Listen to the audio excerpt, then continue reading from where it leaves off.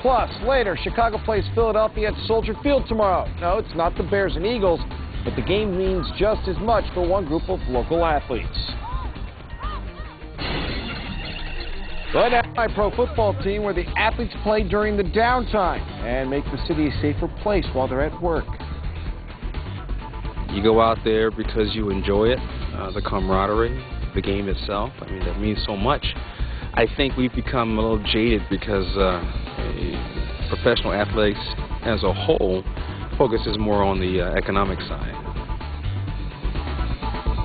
Championship, Tiger Woods tied for the lead at the start of the day, makes the birdie putt from the fringe. Then on the 14th, one stroke. They don't have the resources of the Bears and probably aren't as fine-tuned as a Division I football team. But what the Chicago Enforcers do have is heart, plus the ability to tackle and take you away if need be. And now they're taking their show to the big stage, Soldier Field. This isn't an ordinary average football team. And these aren't just run-of-the-mill athletes. These are police officers of the Chicago Police Department. And this is the Enforcers, one of 16 semi-pro clubs who play in the National Public Safety Football League. After watching the New York Police Department play the New York Fire Department for charity following 9/11, some local officers asked, why not us? And after raising the lion's share of $70,000 needed to fund their team through donations and fundraisers, these officers are making a go at it.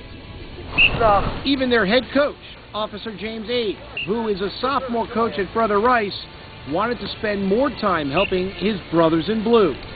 It's the real deal. It's real football. It's you know, some of the teams around the country have been doing it for a long time, like New York and Philadelphia. They've been around for 10, 15 years. Teams down in California. I know we're the only ones in Chicago. We're the only ones in the Midwest. And this is therapy for us. You know, come out here and get to play ball, run around, good exercise. So it gives you a balance. People like having a positive outlet for officers to do something other than do police work and, you know, just live their day. You know, there's a lot of football players in this police department. There's a lot of people that love the game and they love watching it. And it provides a second season. We're playing ball in the spring, then you have the fall for the pro and college, and people have a nice outlet to go and watch things. It's going to be a nice thing that we've started. And it's caught the attention of some high-profile people, including former Bears great Sean Gale, who volunteered his services as an assistant coach for the defensive backs. I knew that there was a public safety league because I have an older brother that was LAPD for years, and I used to go out and watch him play. In fact, we played together at Ohio State. And, you know, once you play football on a larger scale, it's hard to get out of your system. So once I watched him play teams like Miami-Dade when he was with the LA Police Force, and I heard about this, I thought it'd be something to get involved in because, you know, Chicago is a city of football. You can't avoid it. Sean Gale has been a blessing to this program. I mean, he came in voluntarily and just wanted to help out. You know, Sean Gale loves the game of football, and he's seen a bunch of police officers in the semi-pro, and he heard there was football going on, and he showed right up. Been here every day for practice and giving us tons of help. He asked to get on board. He's actually one of our defensive backs coach, and he does a great job with helping the guys out in the secondary and actually helping me out with some defensive things that I don't know about. I mean, I've been coaching for about 15 years, and he's teaching me. You learn every day, learn something new every day. The crowning moment for this team in only its second season will occur on Sunday, May 6th, which is St. Jude's Day, a day for policemen. After the annual police parade, which has been moved to take place across from Soldier Field, the Enforcers will play inside Soldier Field against the team from Philadelphia. It's something that assistant coach Sean Gale was instrumental in making happen. You know, anytime an athlete gets to play in a major professional stadium, it means a lot to the individual.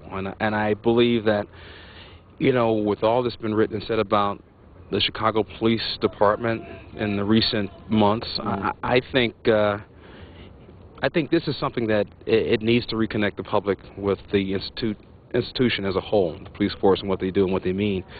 And aside from the fact that a lot of the proceeds will go to charity for the officers that have lost their lives in the line of duty. You know, a lot of us don't really think about police officers until we actually need them. And something like this, I think the city should get behind it, and I'm talking about the public in general.